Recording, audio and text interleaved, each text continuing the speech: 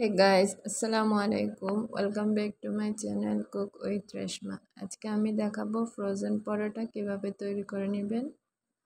প্রথমে লাগবে 3 কাপ ময়দা। আটাটা দিয়ে পরোটা তৈরি করার চেষ্টা করবেন আপনারা, আটা দিয়ে স্বাদ ভালো আসে। পরিমাণ মতো লবণ দিয়ে দিচ্ছি, আর যার যার স্বাদ অনুযায়ী চিনিটা দিয়ে নেবেন। এখন 3 কাপ ময়দার জন্য 3 চামচ তেল দিয়ে দিলাম, দিয়ে ভালোভাবে মেখে স্বাভাবিক তাপমাত্রায় থাকা পানি দিয়ে একটা ডো তৈরি করে নিব।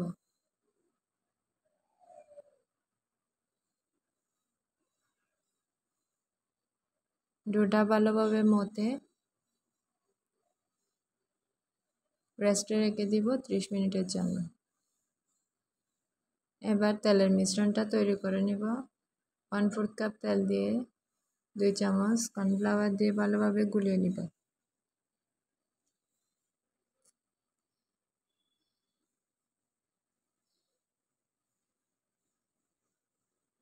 ভালোভাবে মিক্স করে এখন 1 চামচ ঘি দিয়ে দিচ্ছি। এবার রেস্টে রাখা ডোটা নিয়ে আমি সমান ভাগে ভাগ করে নিব পরোটা তৈরির জন্য। এখন বেলে নিচ্ছি।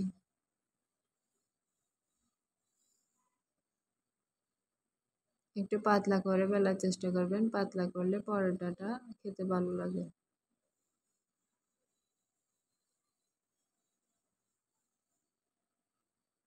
এখন মিশ্রণটা লাগিয়ে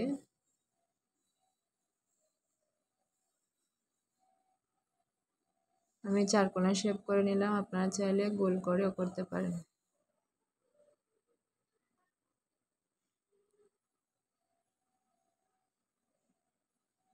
ভিডিওটা ভালো লাগলে চ্যানেলটাকে অবশ্যই সাবস্ক্রাইব করবেন, লাইক কমেন্ট এবং শেয়ার করে ফ্রেন্ডস অ্যান্ড ফ্যামিলির সাথে শেয়ার করবেন। এখন পরোটার শীট নিয়ে পরোটাগুলো সবগুলো রেডি করে একটাতে 2টা করে শীট দিয়ে আমি ফ্রিজে রাখার জন্য তৈরি করে নিচ্ছি।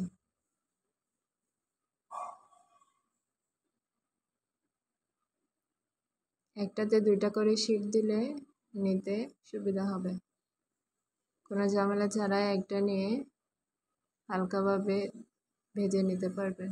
এখন একটা জিপলক ব্যাগ নিয়ে আমি এতে রেখে দিচ্ছি ফ্রিজে রাখার জন্য।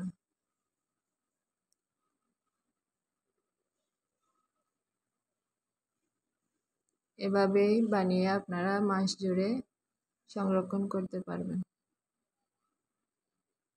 বাচ্চাদের টিফিনে আর সকালের নাস্তায় এভাবে ঝটপট ফ্রিজ থেকে নামিয়ে ভেজে দিয়ে দিতে পারবেন।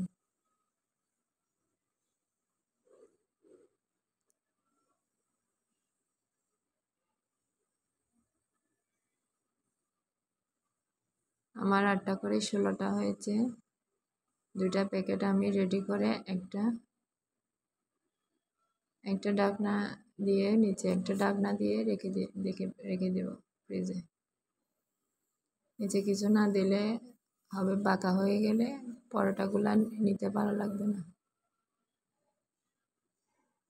এখন পরদিন সকালে একটা ভেজে আমি আপনাদের দেখাচ্ছি।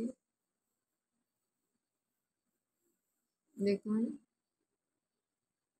সমানভাবে সুন্দরভাবে হয়েছে। আমি তেল ছাড়া ভেজে নিচ্ছি, আপনারা চাইলে তেল দিয়েও ভেজে নিতে পারবেন। তেল ছাড়াও কীরকম বলের মতো ফুলে দেখুন। ফ্রোজেন পরোটা যদি এরকম বলের মতো হয় তাহলে আর তো কোনো কথাই নেই। এভাবে বানিয়ে আপনারা মাস জুড়ে খেতে পারবেন।